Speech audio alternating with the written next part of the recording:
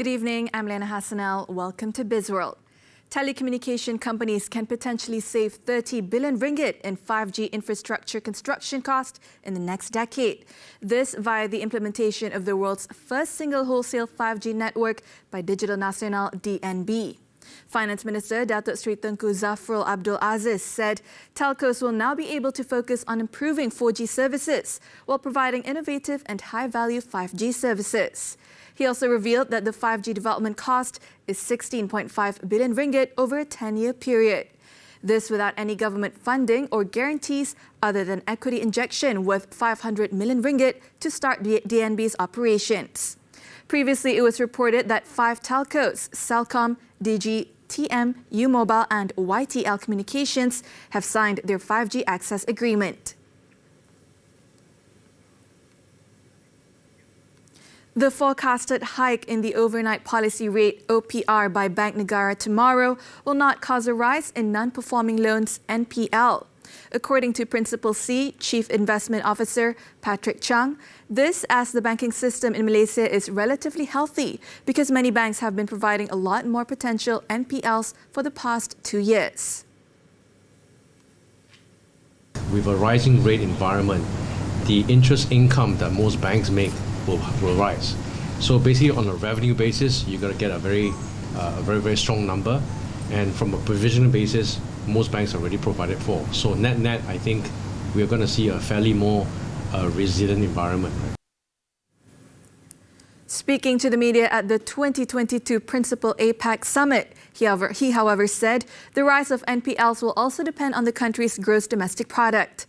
Meanwhile, Principal Malaysia's CEO Munirah Khairuddin said the interest rate hike in the country is mild compared to the US and not as aggressive as many other central banks.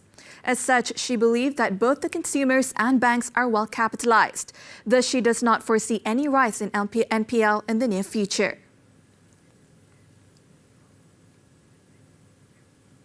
MIDF research expects Malaysia's economic growth momentum to be sustained on the back of growing domestic demand.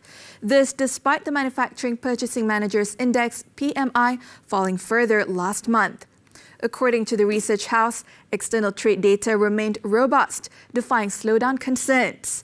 While manufacturers in other countries expressed concerns on the outlook, Malaysia's manufacturers continued to indicate optimistic sentiment.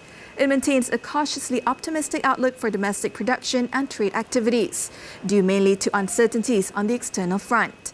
MIDF research also says there are signs of weaker regional trade performance, with South Korea reporting that its exports declined 5.7%, while Taiwan reported a 5.3% fall in exports, dragged down by weaker shipments to China.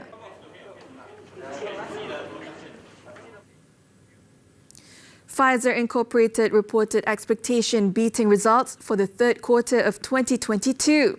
This was driven by strong sales growth of oral antiviral treatment Paxlovid and COVID-19 vaccine booster Comirnaty in the United States. The pharmaceutical giant posted $10.17 billion of adjusted income in the third quarter, which surged 40% year-on-year. Adjusted diluted earnings per share stood at $1.78, higher than the market expectation. The company's third quarter revenues, however, dipped 6% to $22.6 billion.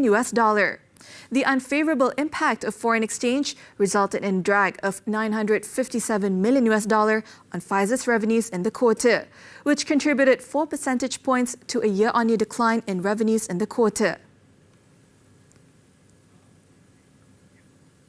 American tech billionaire Elon Musk suggested an $8 per month fee for Twitter's blue tick.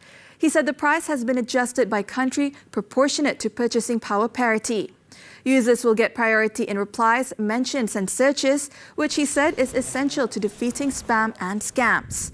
Tick owners will also have the ability to post long videos with audio and will see half as many ads. It will also have a paywall bypass for publishers willing to work with the platform. Musk has not yet detailed the exact plans for his vision of Twitter, but he is widely expected to ease moderation rules as well as slash the company staff. That's all the time we have for Bizworld. I'm Liyana Hassanel. Thank you for watching and keep tuning in to TV3.